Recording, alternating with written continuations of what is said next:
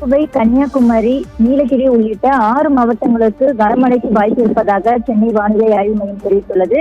குறிப்பாக அதன்படி சென்னையை பொறுத்தவரை சென்னை, காஞ்சிபுரம், செங்கல்பட்டு உள்ளிட்ட சில பகுதிகளில் மிதமான மழைக்கு வாய்ப்பு இருப்பதாகவும் தெரிவிக்கப்பட்டுள்ளது. குறிப்பாக கடந்த சில நாட்களாகவே சென்னையில் வெப்பநிலையானது அதிகமாக இருந்து வந்த நிலையில் நேற்றைய தினம் 100 ஃபாரன்ஹீட்டுக்கும் குறைவாக வெப்பநிலை பதிவாகியுள்ளது. அதன்படி இன்றைய நிலவரப்படி தற்பொழுது பார்த்தால் இன்று காலை முதலே சென்னை மற்றும் சென்னை புறநகர் பகுதிகளில் வானம் மேகமூட்டத்துடன் காணப்பட்டு வருகிறது. இதனால் பொதுமக்கள் மிகவும் மகிழ்ச்சியடைந்து உள்ளார்கள். குறிப்பாக தமிழகத்தில் நிலவி வரும் வளிமண்டல சுழற்சி காரணமாக பல்வேறு மாவட்டங்களில் பரவலாக மழை பெய்து வரும் நிலையிலும் இன்று தமிழகத்தில் 6 மாவட்டங்களில் இடிமின்னலுடன் கூடிய கனமழை வாய்ப்பு இருப்பதாக சென்னை வானிலை ஆய்வு மையம் தெரிவித்துள்ளது.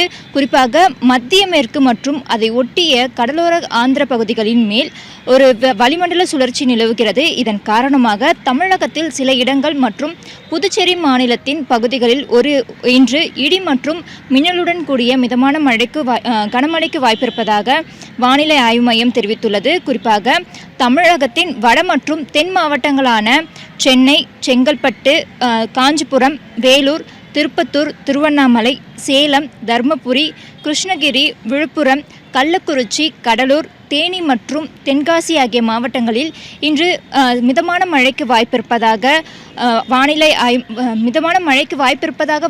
மையம் தெரிவித்திருந்தது. அதேபோல் மாவட்டங்களை பொறுத்தவரை தமிழகத்தில் 6 மாவட்டங்களில் சில இடங்களிலும் இடிமின்னலுடன் கூடிய மழைக்கு வாய்ப்பிருப்பதாக தெரிவித்துள்ளது. அதன்படி கோவை, நீலகிரி, கன்னியாகுமரி, திருநெல்வேலி, ராணிப்பேட்டை மற்றும் திருவள்ளூர் ஆகிய 6 மாவட்டங்களில் இன்று பலத்த மழை பெய்ய வாய்ப்பிருப்பதாக எச்சரிக்கை விடுக்கப்பட்டுள்ளது. குறிப்பாக சென்னையை பொறுத்தவரை மிதமான மழைக்கு வாய்ப்பிருப்பதாக வானிலை ஆய்வு மையம் தெரிவித்திருந்த நிலையில் இன்றைய தினம் அதிகாலை முதலே சென்னையில் பல்வேறு இடங்களில் தற்பொழுது வரை வானமானது மேகமூட்டத்துடன் காணப்பட்டு வருகிறது. ரிதி.